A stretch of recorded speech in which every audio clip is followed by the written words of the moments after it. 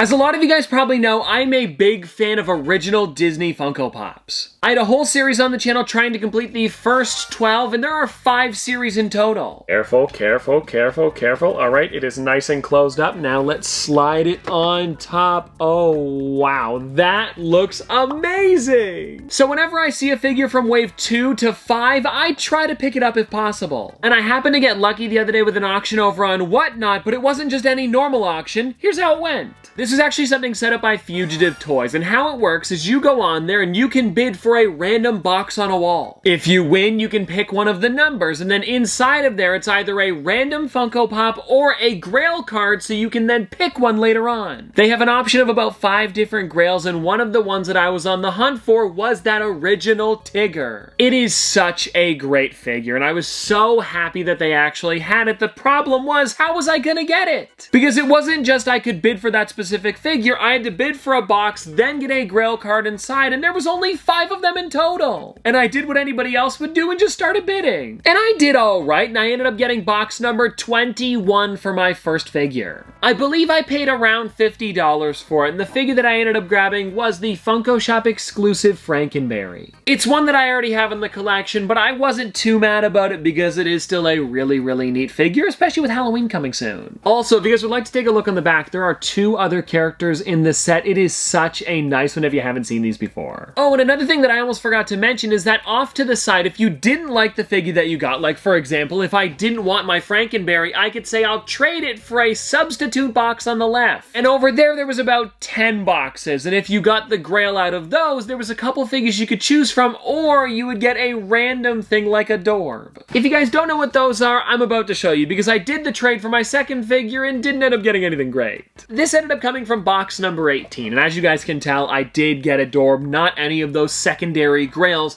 and the figure is, well, Despicable Me. Well, it's from Despicable Me, and this one here, is there a name on it? I'm not seeing a name. Oh, it's Tourist Dave. A pretty fun one, but it would have been cool if I got another pop. And I guess the nice thing is they are still giving you something if you lose on that, and I believe this guy goes for like maybe $8 to $10. It's something. And after that, I vowed to not take another one of these secondary prizes. I figured I'll just cut my losses on the pop because it would be kind of tough to get those other ones. Now hold on everybody, before we continue, I have to let you guys know that today's video obviously is sponsored by Whatnot. But hold on, even though it is sponsored by them, it's still one of my favorite places to purchase Funko Pops, and I would be buying them there even without them sponsoring the videos. Just because of honestly how great they are, and there are so many different options to pick from, I really enjoy it. And you will 100% be able to tell with the other figures that I got from this auction. And so again, if you guys want to check out Whatnot for yourself, I will have them linked in the description down below, and if you go through my link, you will get $15 off your first purchase, which is practically a free pop. I say it every time because it really is. And so for box number 3, I ended up getting something pretty crazy. I picked number 9 on the shelf, and I ended up getting the original Data from the Goonies. In my opinion, a pretty great pop to have, especially because I do already have Mikey in the collection, so now I have 2 out of the 5. Eventually, I would love to get Sloth in my collection. Actually, the whole set would be great, because Sloth, Chunk, and Mouth are some pretty cool pops. And funny enough, I actually remember when these ones were in stores. I remember seeing, I believe it would have been actually most of the set. They had them over at Calendar Club in like 2016, and I wish I got them then. But that's in the past, so at least I'm able to get a couple of them for my collection now. And actually, looking at this one a little bit closer up, I'm noticing that Data actually has like the chatting teeth coming out of his sleeve. I've never noticed that. But it is super fitting for his character, so really awesome that Funko added that. And I feel like you guys can tell what I'm doing right now. I'm building up to the final figure I was able to get, which could possibly be that Tigger. But before we get to that, I have another mystery box that I purchased. It was number 4, and I want to check it out here, guys. Number 28 on the wall. I ended up getting kind of an obscure one. And funny enough, I actually remember them having this over at the Fugitive Toys booth when I went to Comic-Con. I believe it would have been New York Comic-Con last year.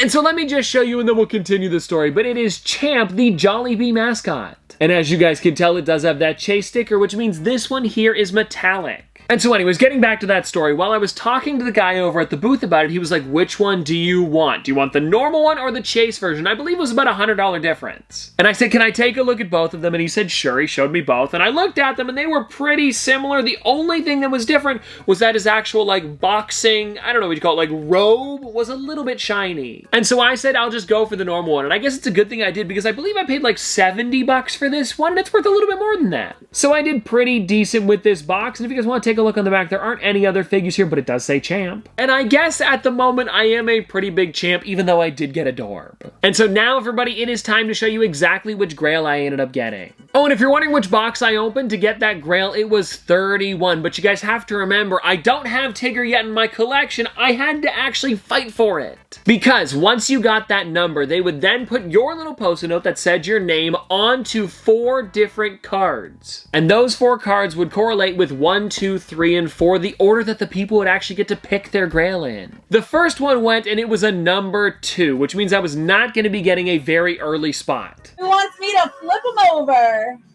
Kids going first. That's number a 2. 2. Very nice.